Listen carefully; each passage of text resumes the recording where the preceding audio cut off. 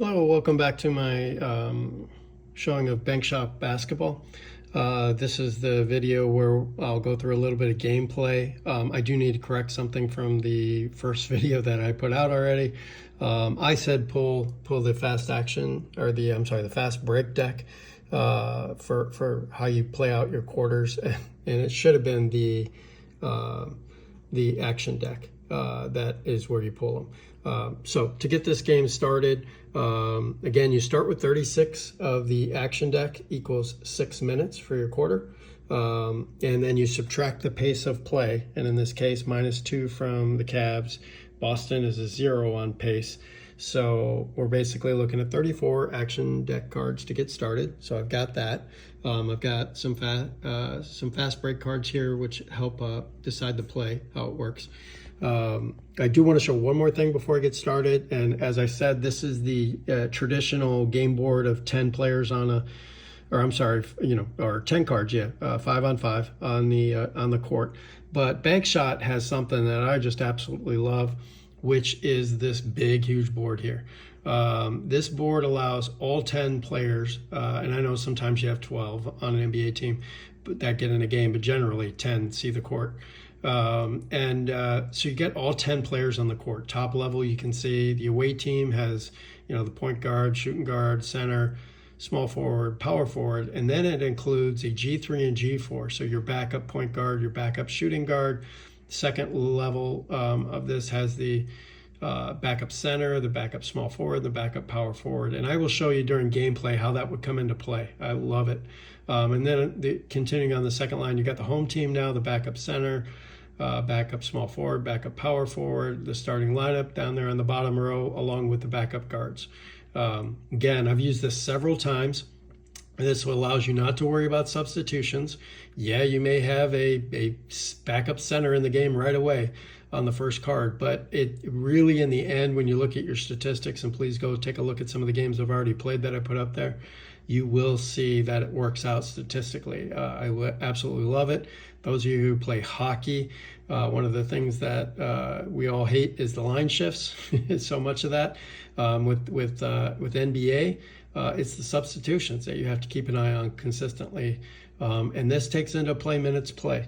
And a lot of the different things. So if you see like Marcus Smart's card here, his minutes played is 32. That will come into play in some of the cards as to whether or not we use his card or his backup. Just love this. Again, maybe I'll do another video later that shows that gameplay, but I will incorporate how you would do it into my play here. So let's get rocking and let's start right away. And so the first thing you need to do is you take a fast action deck and you do the jump. And so the jump ball here goes to the away team. So the Cavs have the ball. And so let's find out what our matchup is, because that's what this game's all about. And we start out with the center against the defensive F1.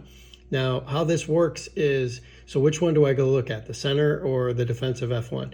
It's whichever one is highlighted. So the defense is always highlighted in pink. The offense is always highlighted in green. So we're going to go to defensive F1. So Grant Williams is the card we're going to look at. You can see his pink level down here, the defense. And he will be going against Jared Allen, but we will not be looking at his card as of yet. The player with the advantage is the defensive player here, according to the card. So let's go back to our fast break deck here, and let's find out how the matchup worked out. We got a 96. So a 96 on Grant Williams' card is a foul while shooting. So now we're going to go up here and take a look at Jared Allen's card. Now we're looking at the yellow. That's what's important here, these first parts. You got the three-pointer is good. Obviously, Jared Allen didn't make a three-pointer. The two-pointer is good. That's 0 to 46.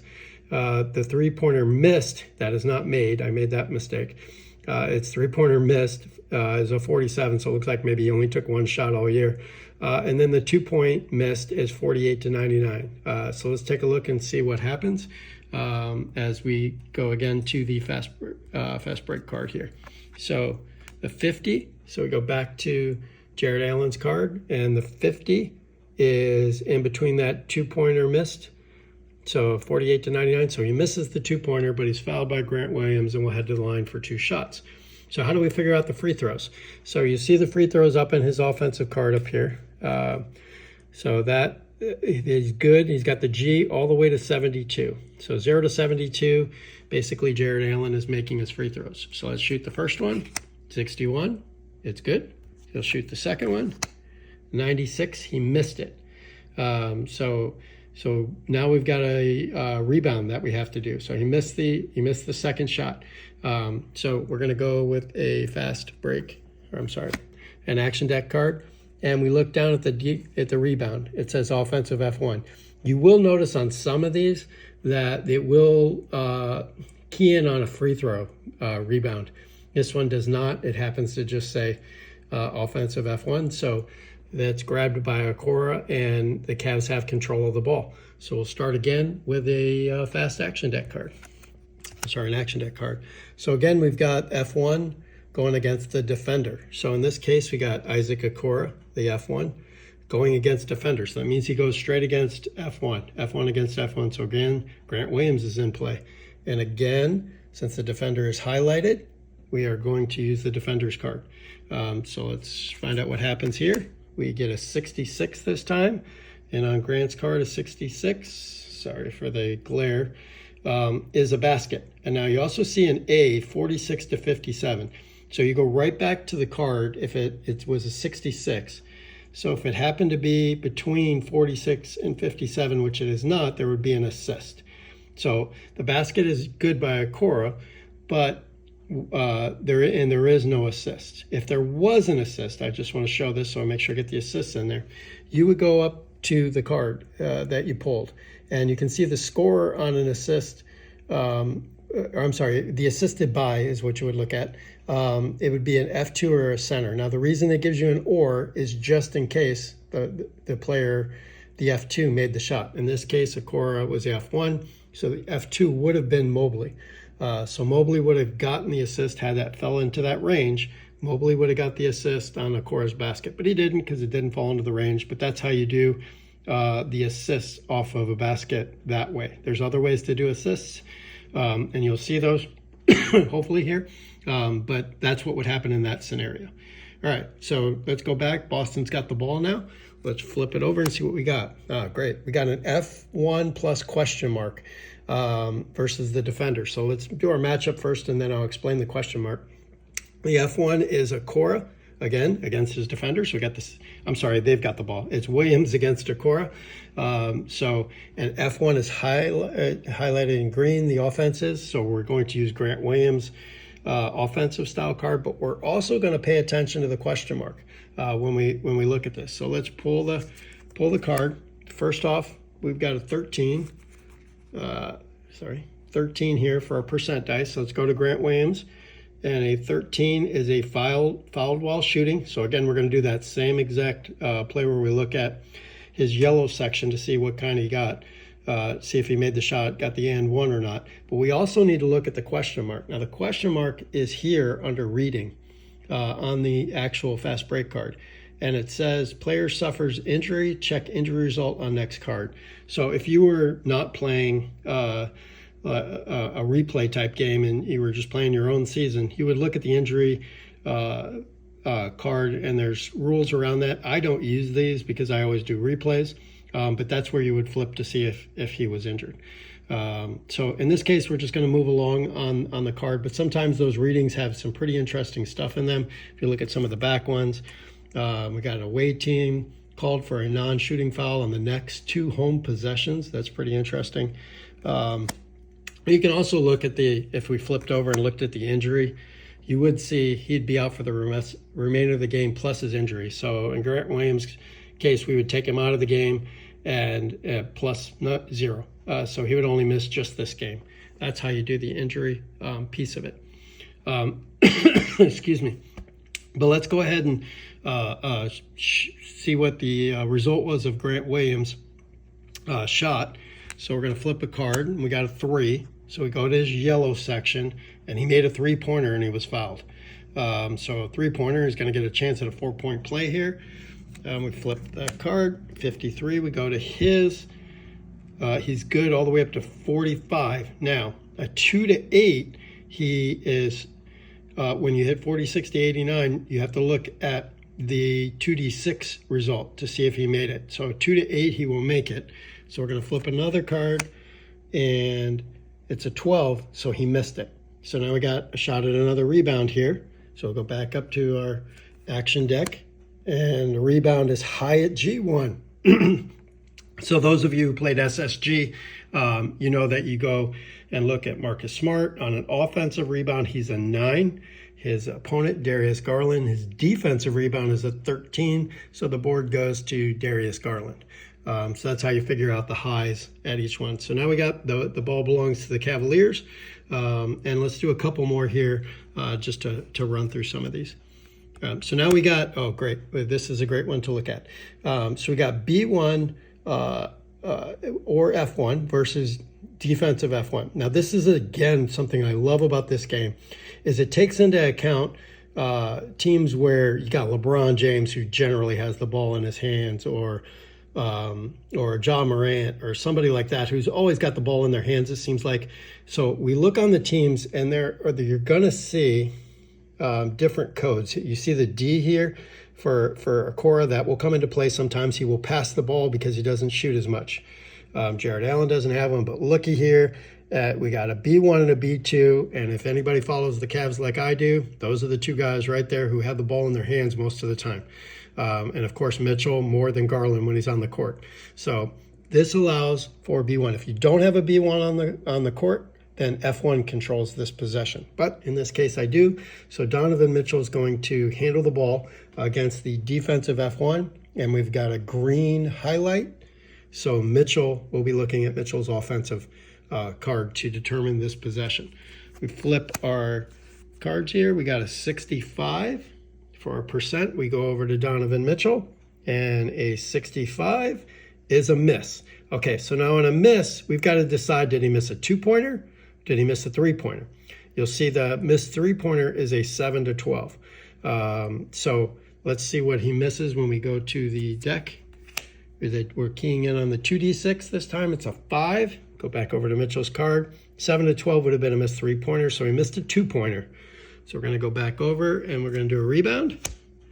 And the rebound is high at G2. Again, we're looking at Mitchell's offensive rebound at 10.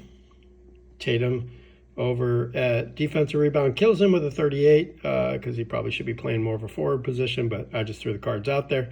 And so anyway, Tatum gets the rebound here in this scenario. So Boston has the ball. Let's see if we can do a couple more here. So we're going to have center against the defender. So again, the center is going to control this one against the defender. So we got a matchup of Al Horford against Jared Allen. We're going to be keying in on Al Horford offensive. So we got an 84 on our dice. We go to Horford's card. An 84 is a basket. Horford makes it. Now, does he make a 3? We've got two different things to key in on here. Does he make a 3? And is it assisted? So 7 to 12, it was a 3-pointer. There's an assist credited on this shot if we get 72 to 81. So we had 84, so it is not an assist. Now, a 3-pointer, 7 to 12, I like to flip the cards to see, because these are unlimited, doesn't affect your quarter. So we get a 2, so it is not a 3-pointer, it's a 2-pointer, 7 to 12. So we got another 2-pointer for Horford, no assist on the play. Again, if there had been assist, we would go back up here. We would flip a card to see who it was assisted by. And in this case, it would have been assisted by G1 or G2. We start with G1 as long as he wasn't the player. So that's basically how this game works. I want to go over a couple more just things on the cards themselves. You will see that D or E passes to a B1 or B2. So if that was our card, and again, that the scenario had been a Cora, a D, he would not have kept possession on that card. It would have been turned over to the B1 or B2. And in this case, that would have been Donovan Mitchell.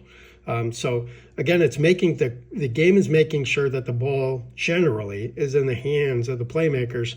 And statistically, it really seems to work out rather than just randomly. Because, you know, in some games, F1 could be LeBron James. And so you don't always want to have the ball in the F1 hands. So I love the idea of the B1, B2. It really makes a difference in keeping the ball in the right guy's hands. Also, looking at these, they have press. I'll do that later in a more advanced video, but there is a press piece of this.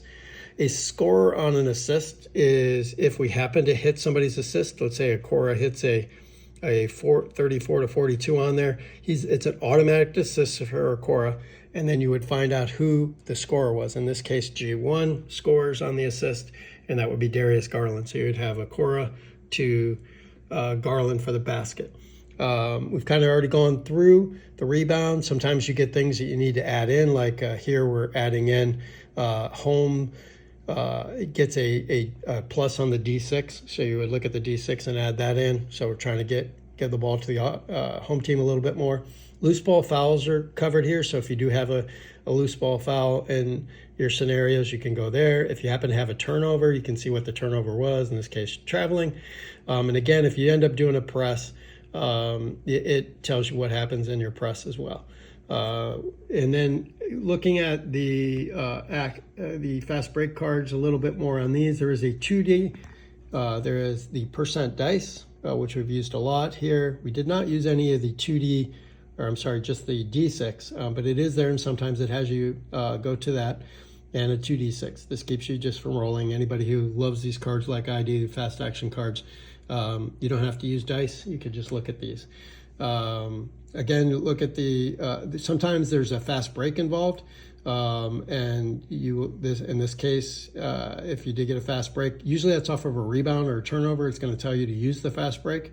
If you get that, in this case, it would have been a 2-point basket for the F1, but FB, C to E on the fast break, the FB stands for fast break rating, C to E held up. So let's just say we had a fast break here for the Celtics. Their fast break offense is a B. Now the fast break defense for the Cavs is a -1. So they're actually going to drop them to a C because of it in this game. So they're a C, and in that scenario, C to E held up. So the 2-point basket wouldn't be there for F1. They would hold up and they would start a possession off the action deck. Again, we had a little bit already about the question mark. If that comes up, it's going to be up top. It's going to say G2 plus question mark, and you have some pretty neat things on there. Excuse me. We've talked already about the injury and about the jump ball. There are many more scenarios that happen throughout this game. One of the things I wanted to, let me just see if I can get a card that shows it here. That one does not. Here we go. So here we got F1 versus defender. But we also have underneath it, you see F3, E passes the ball to B3 or B2. So if we were using the big game board, we would go to F3 rather than F1. It automatically goes there. Sometimes it will tell you on the card, it will reference the minutes on F1. And if it's greater than a certain amount, if he doesn't play so many minutes, then you go there. Sometimes you don't. But in this case, you automatically go to the F3. You would look at his rating on the F3 and make the call whether he passes to B3 or B2 if he's an E. So sometimes, again, it would, instead of taking into account the F1, it's going to take into the second level. Hopefully all that makes sense. But I thought it was important to show that piece of it, because I think that board, again, really comes into play a lot and throughout the game, and I love that piece of it. All right, so this is my first shot at it. I'll think and see if I missed some really important things. I might put up a second video. But again, I wanted to get these out because I know the game is being released here in a few days, and wanted to get something out there. I'm not a YouTuber at all. In fact, anybody who sees these are my first videos ever. Any questions, anything you would rather see or want me to showcase about this game, love to do it.